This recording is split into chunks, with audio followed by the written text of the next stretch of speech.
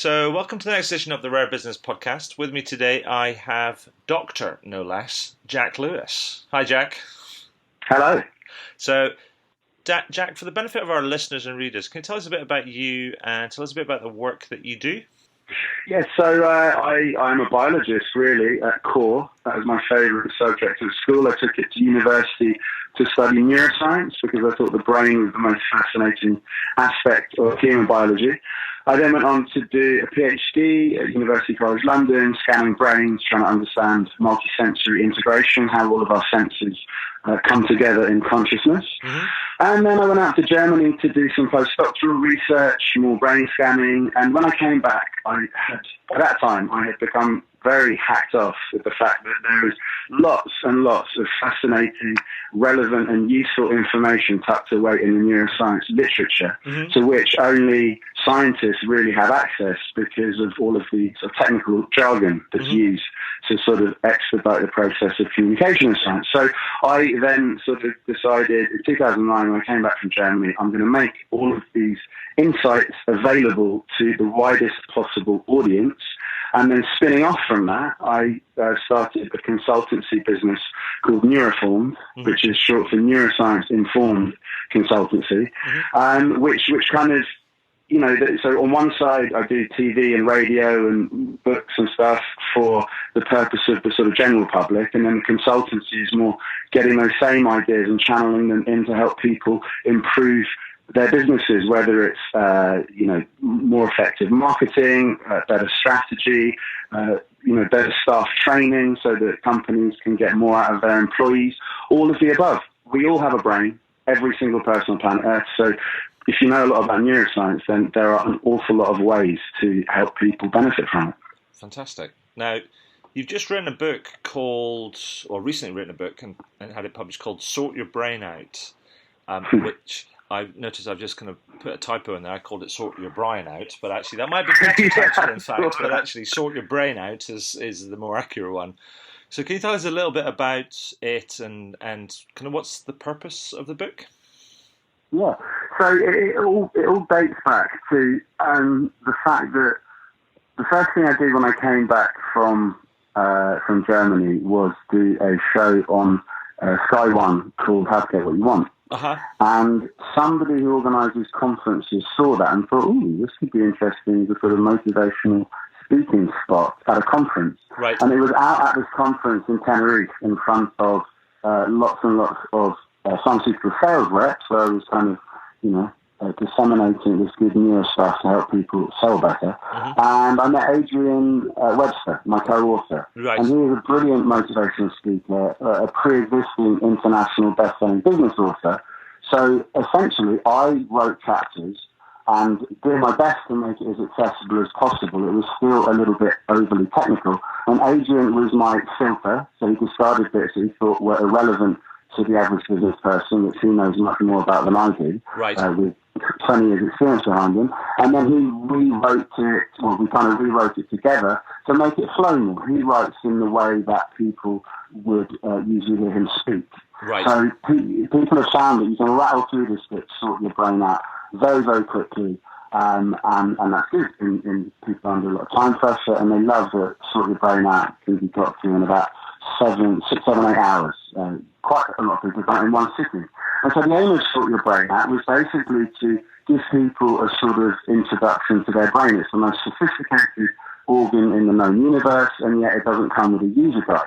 Right. We all have one sitting in our skulls, and we more or less take it for granted on the whole. We think a lot about maintaining and sorting out our bodies by going down to the gym, but we don't often think that much about things we can do to improve our brain function. So Sort Your Brain Out has a number of different chapters that cover that. Some are general things about how we should exercise for the sake of our brains, not our bodies, because it is the best way to hang on to your marbles in the long term and to be sharp and alert and cognitively quick-witted on a day-to-day basis. Mm-hmm. Things like, some of the junk we put into our systems is really bad for quick thinking. Other stuff is brilliant for building new brain connections and so forth. And what else? The neuroscience of decision making, described in a manner that can help people, particularly in sales, nudge people towards the decisions that they need. Right. Also, creative problem solving. Like there's a lot of very simple things you can do that put the brain into a state where it's maximally efficient in its ability to solve difficult problems. And they're very straightforward. But a lot of this stuff people might have heard of before, but when it's underpinned by modern neuroscience, like in the last 10 years, you actually find the brain areas involved in these things. It helps in two ways. One, there's lots and lots of good advice out there, and it's very difficult to stay abreast of it all and work out what the most important things are. Yes. So by using neuroscience as a sort of lens, it brings certain things into sharp relief, which are very, very important, and the other less important things can kind of fade into the background. And what is the other thing it does? But let me interrupt you kind of there, because I know you're trying to think of all the things that are in the book, but we can come back to that, because what I wanted to go on to was to say that I first came across your work and the reference to the book via an article that you co-authored with Adrian on mycustomer.com called "What Can Neuroscience Teach Us About Customer Service?" So can you tell us a little bit about some of the things that you've learned from neuroscience and how it can be applied to customer service or customer experience to make Sure. businesses better? Yeah, no problem at all. So a lot of businesses revolve around getting their customers to make the right decision being to keep giving them their business, to buy more stock and so forth, to report positively their experiences to other people, to pass on good reputation. And so because it all boils down to decision making, the neuroeconomic literature that has cropped up in the last 10 years or so, which is specifically how brains make decisions under a wide variety of different circumstances, has really cast some light on why certain strategies work and why others are less effective. Right. So, for instance, the reward pathways of the brain. There's a very sort of overly elaborate names like the nucleus accumbens and the ventral tegmental area or the frontal cortex, but we say reward pathways just for short. Now, these brain areas are involved in experiencing pleasure when you drink when thirsty, eat when hungry. Those are the kind of original reasons our brains evolved to feel pleasure. But then these same brain areas are also involved in predicting reward. So given three options, product A, B, or C, when you come to scrutinize them and decide which one you think is the best, it's a signal created in the reward pathway of the brain which helps you make that decision. The greater benefit, the more positive attributes associated with any given option, you get a greater degree of activity in the reward pathway of the brain. And the one which causes the greatest stir is the one which will invariably be chosen. Now, this is really interesting because the reward pathway is often unable to distinguish between activity generated by considering the product and activity generated by other things unrelated to the product in the sales environment. So typically in a bar, for instance, you have loud music, attractive bar staff, all of these things set the reward pathway zinging, which means that we tend to spend more money than we ever intended to when we're in that kind of environment, particularly when you add alcohol into the mix. So the environment can kind of ramp up activity in the reward pathway and get you that a little bit closer to making the purchasing decision. Right. Also, the individual, so the salesperson, if you build a rapport with someone as a salesperson, you are effectively boosting activity in the reward pathways of their brain, and then anything you happen to be peddling, any positive attributes of this product, go on top of that. So it sounds crazy, but because the brain evolved in a time where we weren't constantly sort of negotiating and trading, it's slightly inaccurate in how it kind of uses the reward system to figure out which is the best option, and we're often influenced by things that shouldn't influence us. And awareness of that is very useful for Right. people in the sales environment. Okay. And So let me ask you a kind of question. I don't know if this is a neuroscientific thing or a sociological thing or an anthropological thing or a psychological thing or whatever, but I mean, let me ask you the question anyway, and perhaps you can help me sort of decipher this. Well, one of two things, let's say. The first thing is, can neuroscience tell us a bit more about this, the phenomenon that is, we are one way as consumers or customers, but yet when we go to business, we tend to lose perspective on how we would approach things as a customer. Do you understand what I mean? Yeah, absolutely. And can neuroscience help us understand why that happens? Is that a neuroscience question? Well, it's kind of like commuting is another example. Like cyclists test car drivers, and car drivers test cyclists. But when your perspective completely changes and you go from your car to your bicycle, yes, your person changes direction. So ultimately, people, they find it very difficult to put themselves in two situations simultaneously. So with the mindset of someone selling a ware, you lose access to the mindset of the person buying the wares.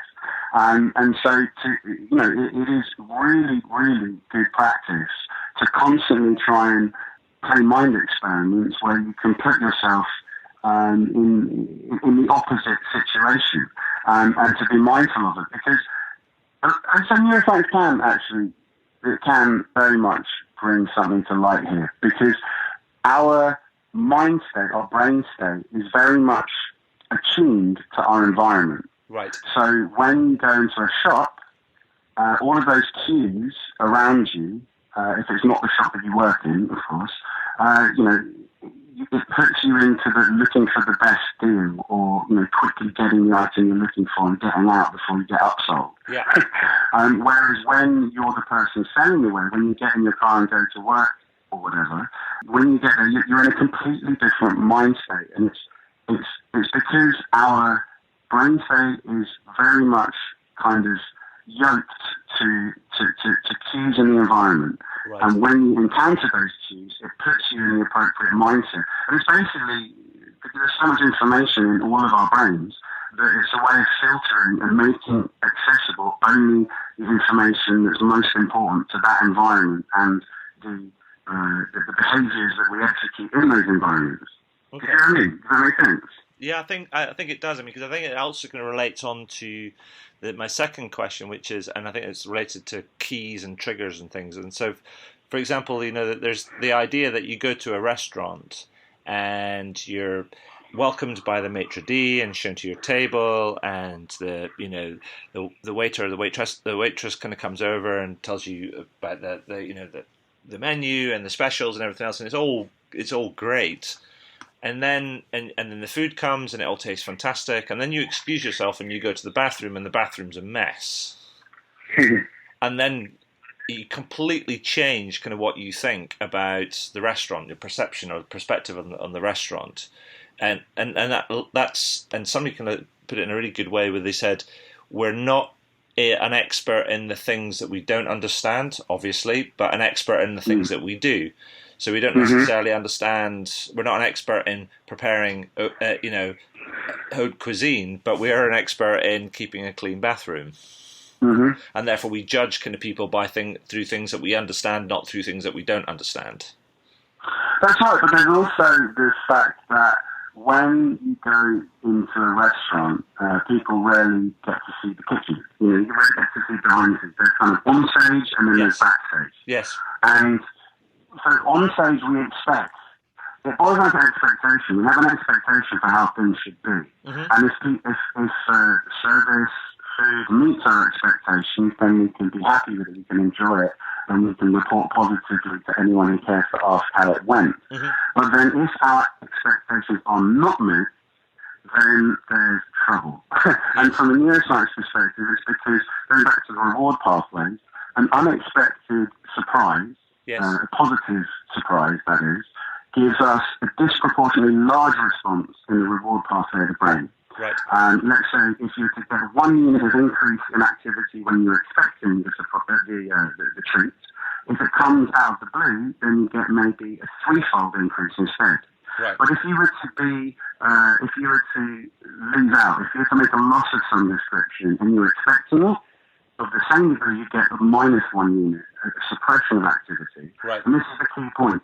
An unexpected surprise loss or disappointment of which, if it was expected, would be 1 unit, instead it would be -10 units of suppression of activity. So it's an elaborate way of saying there's lots of neuroscience evidence to suggest that we are extraordinarily loss averse, because the disappointment of a surprise sort of loss is so much greater than the euphoria associated with a surprise gain. And is that linked to our survival instinct? It is. So it basically boils down to what the brain is all about. Ultimately, the latest and greatest all-encompassing theory of brain function is that it's a hypothesis-generating machine, right? Right. Whose job it is to create a model of how the world works and minimize surprise. Right. Because if something surprising happens where you get a surprise treat, then that means it's great and you feel wonderful, but you could have been missing out on opportunities to get other rewards. If you had a better model of the world and could anticipate it better, you could put yourself in the way of them more often, more frequently, more efficiently. So, similarly with losses, if something comes out of the blue and you're unexpectedly let down by a scruffy toilet in the restaurant, to use the example you used, then you need to update your model of how the world works to sort of along the lines of, well, it might look great on stage, but backstage it's a mess. And here's a tangible piece of evidence suggesting that if the toilet's a diabolical mess, then imagine what's going on in the kitchen. Yes, anything could be happening. And you extrapolate forward. So it's the illusion, so the kind of way people present their wares, the way people sell their products, the kind of environment in which they serve their customer. It's a great big illusion, but one obvious piece of evidence that goes against that illusion, and the whole thing is shattered and comes crumbling down, and then you start looking at exactly the same sensory information, the sights, the sounds, the smells, and you scrutinize them more closely, and any time you do that, you're going to see cracks, because the air is human, right? So you can't have the perfect sales environment. There's always going to be little things that are amiss. But once someone's believing the illusion that it's a great place, or there's great food, and you've heard wonderful reviews and so forth, you believe that right up until the point where the illusion is shattered. And this again boils down to another aspect of neuroscience that has come to the fore since we've been scanning brains these last 15, 20 years. And that is, I've talked about the reward pathways, but that's just weighing up the benefits. Every time you make a decision, you have to weigh up the benefits in relation to the risks or drawbacks.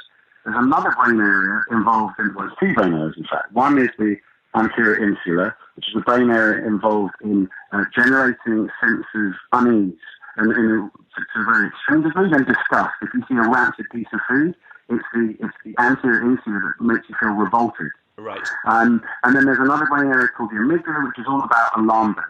Yeah. So both the insula and the amygdala set alarm bells and unease ringing in your brain when you encounter the scruffy toilet, because your illusion has been shattered, and it's like, well, if the toilet is this dirty, then if the kitchen were as dirty, then that poses a threat to my life and limb, potentially. Yes. And the second something like that happens, it doesn't matter how great the benefits are, it doesn't matter how much activity was generated in the reward pathways of the customer's brain, it's orphanal, because it will be discounted entirely. As soon as the amygdala starts ringing, it's game over. The insular activation, that unease is usually in experiments. It usually kicks in when, having seen the wonderful product, people then see the price tag. Right. And the heftier the price tag, the greater the activation in the anterior insula, the greater the sense of unease. And so it's not just about how much activity in the reward pathway, it's also how the activity in the reward pathway is offset by this unease signal in the anterior insula. And it's the balance of those two, which under normal circumstances leads to a decision being made. And then if the amygdala gets involved, if the alarm bells are ringing, then that just sets you back, and you're back at square one. In fact, worse, you're back before square one. It'll take you a while to get right back to sort of a neutral setting. Well, you've just given huge meaning to the saying, there's no as queer as folk. So let me ask another thing. So what do you think firms, based on these sort of insights, what do you think firms could and should be doing more of so that they can deliver better service and better experiences to their customers? So the first thing is to declutter. Right. There are some things which there's lots of people whose brains are full of guidance from various different sources. And it can get very confusing. We live in a time of information overload. The first thing is to declutter and just work to very basic, simple principles. And one of those involves always deliver and never overpromise. Because everything boils down to expectation. Yeah. Obviously, to build a good illusion, you need to talk things up. But if you talk it up too much, if there are rave reviews of a film, which is actually good, to all right to good, but all of the critics have said it's brilliant, all of your friends have said it's great, when you go and see that film, you've got no chance. Yeah. On the whole, on average, you will come out of a film that's been overhyped feeling disappointed. Yeah. And so people should bear that in mind. You obviously got to talk up your product, but if you go too far, then you're finished. Conversely, one thing that people really, I think businesses don't think enough about is to think carefully about not just the positive experiences that their customers have had, but also the negative experiences. Yeah. Because if you sell in such a way that you promise to help people avoid the losses and negative experiences they've had in the past, and you show evidence of how you've taken measures to prevent the unpleasant experiences people may have had in the past from happening with you, with your product, with your service. It sounds counterintuitive, but that's actually almost more powerful than bragging about the benefits. So aim to give them the comfort that they won't lose, right, that they won't be disappointed, yes, rather than only concentrating on positives and benefits. Okay, fantastic.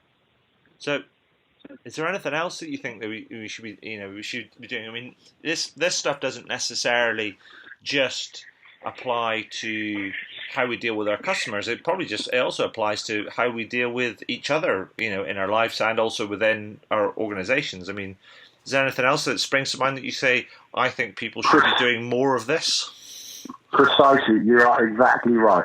All of these things benefit people, help them think more clearly about what is important, both in the workplace when it comes to delivering good, dazzling customer service, but also in people's social life, in people's personal life, in sport, in all sorts of things. This kind of a sort of brain-centric perspective on life can really help people maximize their own performance by doing very simple things like putting the right fuels in their body, by realizing the importance of sleep, which is just incredibly important for overall brain health, because it's the best time for your brain to do the running repairs, to lay down the synapses, which enable you to remember the important events of the day. If you don't sleep, you don't lay down so many connections between brain areas, these synapses, and your memory is not so good. So I, for one, if I have a tricky problem to solve, I not only make sure I sleep on it. Everyone knows sleeping on it is important, but they don't realise that it's because the work your brain does overnight, both in terms of subconscious activity, where only the best bits bubble up into consciousness when your mind is still and quiet, but also the sort of running repairs is incredibly important. Another thing I think companies should do is actually bear in mind what human brains are and aren't capable of. And quite often people are expected to just, perform 110% for hours and hours and hours. Yeah. It's impossible. No brain can do that. And if you're in an emergency situation and you release lots of stress hormone cortisol, then you can just go and go and go, but it will eventually come with a cost. Yes. Cortisol is designed to be used in short bursts. Stress has got a bad name because chronic stress is enormously debilitating. It prevents your body from fighting illness. It basically wears you down because it's designed for use in emergency situations to help you deal with the cause of the stress. Yeah. But if it's ever present, it has a negative impact on body and brain. So learning how to reduce cortisol levels, laughter is a great way, exercise is another, taking a boring holiday where you're not running around going from kind of event to event, packing as much in on holiday as possible, by really resting and being bored on holiday, It's the best possible way to bring cortisol levels down and to enable your brain and body to repair. But just napping, simple thing like napping. I do it every day. I have a problem, been struggling to crack it. I've done lots of work already, and the solution is still eluding me. 15-minute nap. Kills two birds with one stone. One, it quietens your brain sufficiently for you to dip into what's called the hypnagogic state, which is the most creative state the brain can be in. And B, you wake up a little bit more refreshed. Yeah. So, if you've been working at something hard, you're going to be running low on energy. And it can be really restorative having that. But most importantly, you set an alarm for 15 minutes later. Don't let yourself nap beyond that. If you've gone to sleep, if you've nodded off with a certain problem in mind, then you're much more likely to wake up with the solution to that problem. Because it's the hypnagogic state, it's that sort of subliminal between consciousness and subconscious state, which is where you're basically quietening your brain down enough to tap into the enormous amount of work that's being done under the surface of consciousness, and your mind is quiet enough to spot the little sort of bubble of inspiration coming to the surface. And there's loads of great thinkers through the ages who will attest to this. And the best example of all is Thomas Edison. 1,193 patents to his name. He invented the electric light bulb, the phonograph, the dynamic movie image capturing device. So basically, there'd be no film industry, music industry, or electric lighting without this man. And he routinely napped for creativity. Wow, that's brilliant. So, a couple of final questions, Jack, before we wrap up. And so, where are you going next with the knowledge and insight you have? Are you going to take on more research, or are you just going to keep looking for areas to apply it? No, I'm letting the other. There's loads of brilliant neuroscientists all over the world, ever increasing numbers in fact, and it's hard enough keeping abreast of what they're all doing without doing my own work. So I think it's much more efficient for everyone to work to their strengths. Yeah. The other neuroscientists are absolutely brilliant experimentalists, continue to discover new things, and I continue to read about them and then channel them into people's real life. Okay. So that's what I intend to do. I want to do more of the consulting work. I've found, whether I'm working for multinational PR companies or huge blue chip advertising planning companies working on strategies, a lot of these companies they have a very 20th century way of thinking. Yes. And they know that they have to change. They know the world's changed. And particularly with the rise of digital technology, and it's kind of really created a bit of a seismic shift in how everyone does business. People are actually finally willing in the corporate world to take a fresh look and start from scratch and find a new way of doing things, which is perfect for me because there's lots of people peddling all sorts of snake oil. But neuroscience is a really good, sturdy foundation upon which to build a more sort of logical, sensible, rational strategy to achieve whatever it is a business is trying to achieve. So, I found uses for this in recruitment, obviously, motivational speaking. I plan to do much more of that, and hopefully the book, Sort Your Brain Out, will enable me to get the attention of HR managers, because I just want to share it. I think there's lots of fabulous information out there, and I want to share it with the broadest possible audience. I've made a lot of progress with 6 TV series over 6 years, reaching a kind of global audience through television. Mm-hmm. And now, and I do talks in schools, and now I want to work in businesses, and then also eventually the silver pound, because dementia is a major problem, and that's something which, after I've kind of got my business stuff moving nicely, and I have more time, I'm going to start helping people understand how to postpone dementia for as long as possible, because neuroscience is showing us there are many ways. You can't stop it from happening, but you can buy yourself an extra 5 to 10 years with a few simple lifestyle changes. So those are my plans for the future. Fantastic. And so, although I fear that you may have already done this, but my final question is always this, and that is there anything that you would like to shamelessly plug? I would love to shamelessly plug my consultancy firm, Neuroformed.com. Okay. Neuro, Neuro, Formed, Formed.com. I am but a humble academic. Yes. I'm not that clued up about how one markets oneself in a business-to-business setting. So that's why I agreed to do this, Adrian, and I thank you very much for the opportunity. You're very welcome. Yeah, that's been fascinating and really insightful, and just I'll make sure we get all that linked up and with the book and Neuroformed and everything else, and give you a proper sort of shout out on that, and then once it gets published, we'll share it out, and hopefully we'll make some waves. Magic. Very, very, very grateful to you, Adrian. Thanks so much for getting in touch, and all the best. Yeah, thank you.